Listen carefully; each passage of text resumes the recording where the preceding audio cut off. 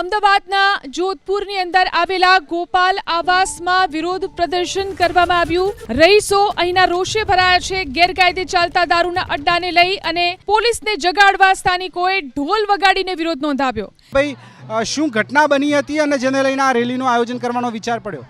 અહીંયા વારંવાર રજૂઆત કરવામાં આવી સરકારને અને પોલીસ અધિકારીઓને કે અહીંયા જે ઓડા આવાસ છે વેજલપુર વિસ્તારમાં આવતા તમામ જગ્યાએ ખુલ્લેઆમ દારૂ વેચાય છે, તો પણ સરકાર સાંભળવા તૈયાર નથી। ધારાસભ્ય શ્રી અમિતભાઈ ઠાકરની બાજુમાં બી ઓડા આવાસ છે, તે 500 મીટરમાં બી ત્યાં દારૂ વેચાય છે। કાલે જનતાએ સ્વયંભૂ અહીંયા રેડ કરી છે, કાલે તો બી અધિકારીઓ માનવા તૈયાર નથી। એટલે જનતા આજે પોતે જાગી ગઈ છે અને ઢોલ વગાડીને લોકોને જગાડી રહ્યા છે। સરકારને પણ નમ્ર વિનંતી છે, આ ઢોલ વાગી રહ્યા છે, તમે જાગી જજો, નકર તમારી સરકાર જવા માટે તૈયાર છે। જનતા જાગી ગઈ છે। ગુજરાતની અંદર જોવા જઈએ ને તો ખેડૂતોને ખાતર નથી મળતું, પણ ગલીએ ગલીએ દારૂ મળે।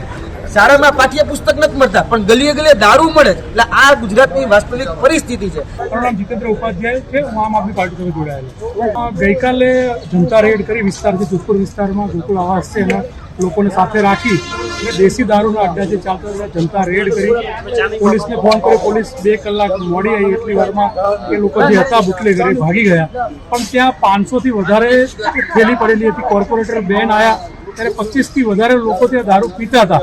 કોર્પોરેટર બેને ત્યાં ઉતારેલું છે।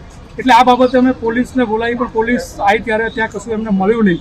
એટલે આજે અમને એવું લાગ્યું કે પોલીસની આમાં ભૂમિકા બહુ શંકાસ્પદ છે। જોધપુરના બહુ કહેવાય કે સેટેલાઇટ એરિયા છે અને બહુ વિકસિત એરિયા છે, એ વિસ્તારમાં છેલ્લા 10 વર્ષથી દેશી દારૂના હાટડીઓ ચાલે છે। ચરસ ગાંજાની હાટડીઓ ત્યાં ચાલુ છે। આના વિરોધ પ્રદર્શનમાં ગઈકાલે જે જનતા રેડ થઈ અને ત્યાં પોલીસે શંકાસ્પદ ભૂમિકા ભજવી અને કેસ ના કર્યો, એ મુદ્દેથી આજે તમામ ઓરડાના રહીશો અમે ઝોન 7 ડીસીપી સાહેબ જોડે ફરિયાદ કરવા જતા હતા, પણ ફરિયાદ ના કરીએ અને પોલીસની ભૂમિકા બહાર ના પડે, એ લોકોના સેટિંગ બહાર ના પડે, બુટલેગરોને કોને ભગાડ્યા, કોના કોલથી ભાગ્યા, આ બધું બહાર ન પડે, એના માટે થઈને આ લોકો અમને ત્યાં રિક્વેસ્ટ કરવાના હતી કે અમને ત્યાં ફરિયાદ કરવાના હતી।